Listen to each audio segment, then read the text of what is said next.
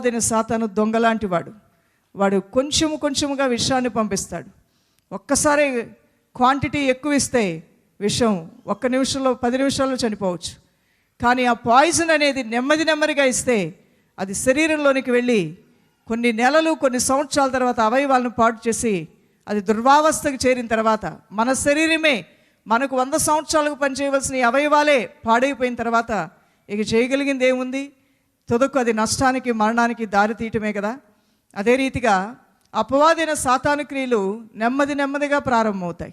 ఇది చిన్నదే కదా, ఇది చిన్న మాటే కదా, ఇది చిన్న అబద్ధమే కదా, ఇది చిన్న అపవిత్రమైన తలంపే కదా, ఇది చిన్న స్నేహమే కదా, ఈరోజే కదా నేను ప్రార్థన చేయకుండా ఆపాను, ఈరోజే కదా నేను ఉపవాసం ఉండాలనుకున్నాను ఉండలేకపోయాను, ఈ ఒక్క ఆదివారమే కదా దేవుని సంధికి వెళ్ళలేదు, ఈ సంవత్సరం తీసుకోలేదు బాప్టిజం, వచ్చే సంవత్సరం చూస్తాం కదా అనుకుంటూ నెమ్మదిగా పోన్ చేస్తూ నీ జీవితాన్ని చివరికి వెనకకి నెట్టివేస్తాడు.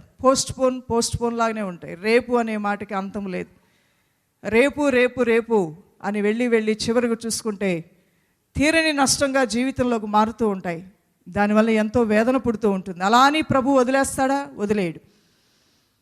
పాములు పట్టేవాడు నాదస్వరంతో ఎలా ఊదుతాడో అలా తన ప్రజలకి దేవుడు తన స్వరాన్ని తన సేవకుల ద్వారా వినిపింపజేస్తూ ఉంటాడు, హెచ్చరిస్తూ ఉంటాడు.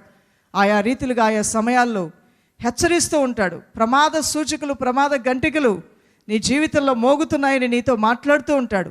అప్పుడైనా జ్ఞానమైతే సరి చేసుకోగలిగితే నిజముగా ఆ స్థితిని చూసి పరలోకమందు తండ్రి ఆనందిస్తాడు.